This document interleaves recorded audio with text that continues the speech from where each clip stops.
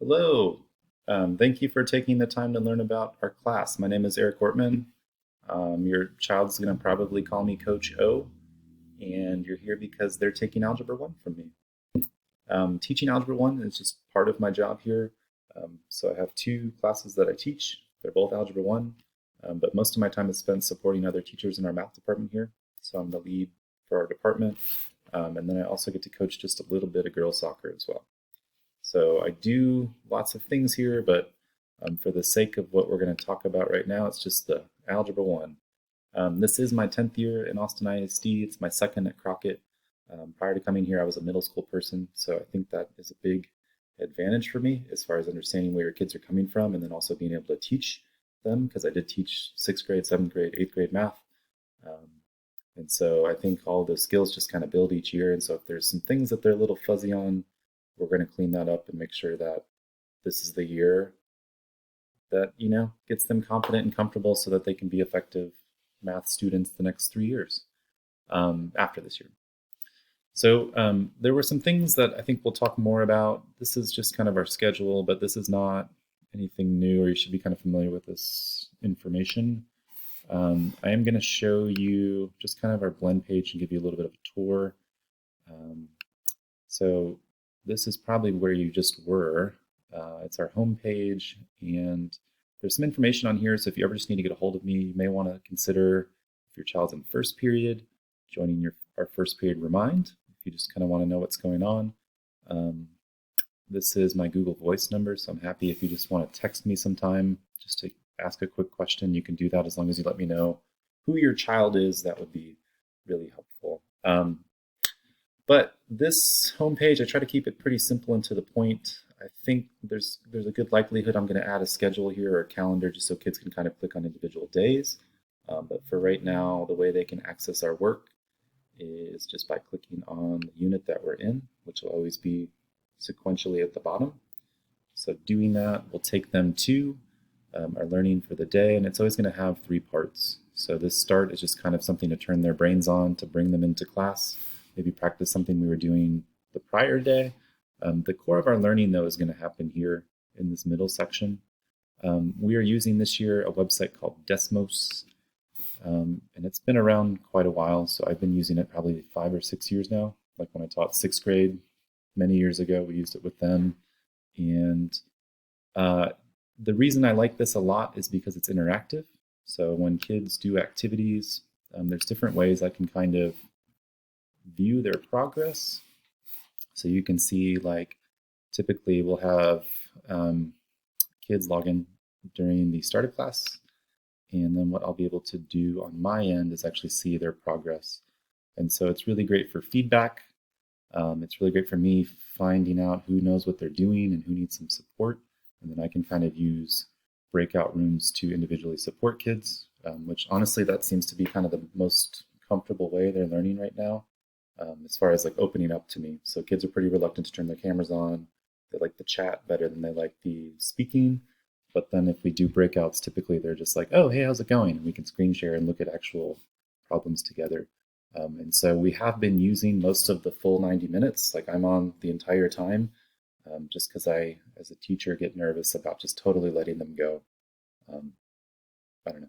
I think back to my own experience, like being a kid and going home and doing homework, and you're stuck on something and you have no one to ask. And I don't want the kids to be in those situations. So we're just going to be using pretty much the full time. They should be working on things that they can understand, and I've taught them how to do it, but I want to be there when questions arise. So an example might be like here. You can kind of see what's really neat. There are like an ability to just kind of lay kids' answers on top of each other. I can go through and review individual answers, which is really neat. So separate from that, I guess I'll just kind of go back. Sorry. Trying to get this video done one time, so it's not going to be perfect. But yeah, the short version is basically I can check in on kids and see what they're doing. And this isn't the only site we're using. There's another practice site called IXL, which allows me to do similar things, where I can actually see kids' progress. But something I do want to just shout out, like we're doing a little bit more writing this year. And so when kids write written responses to problems they're solving, they've shown a lot of creativity and just independent thinking, which I really love. One thing I did want to show you though was just how I'm kind of building in some supports. So here you can kind of see some of their open-ended responses to things, but then this is an example of like basically a screen share video that I made that actually shows the students how to do the math.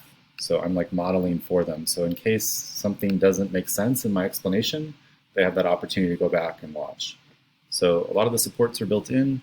It'll mostly come in video form. And yeah, so basically what will happen most classes is they'll come in, we'll introduce some topic, they'll start practicing just because I want to use most of our time for math. This will be where they actually learn their new learning for the day, and then there's going to always be some kind of close. So I try to keep it balanced. Sometimes it'll just be some problems that they work on, but sometimes too it might just be something that's more fun, like an interactive game or something that allows them to reinforce their learning.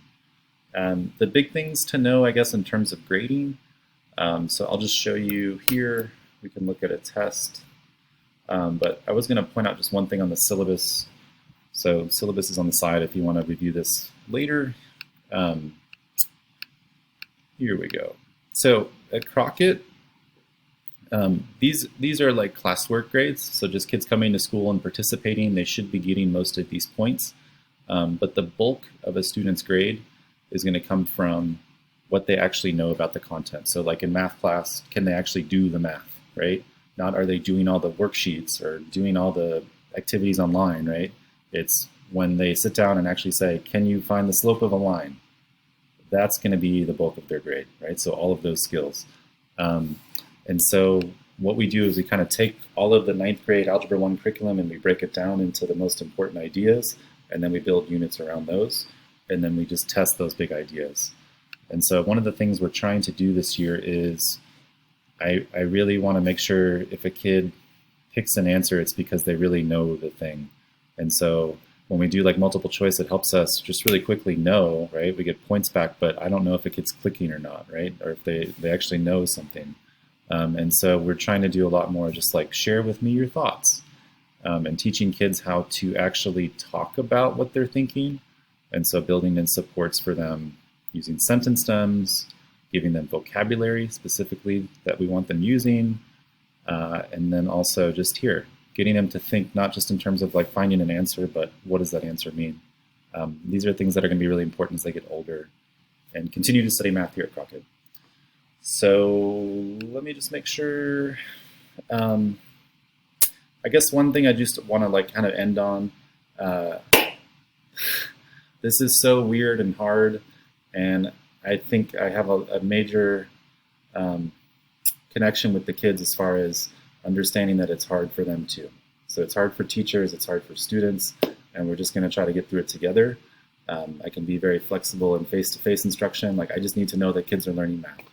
And if it takes 5-6 weeks to figure it out for that light bulb to go off and all of a sudden a kid wants to go back and fix things and do whatever, we're going to meet them where they're at. And so it's a real journey, and I try to create a math class that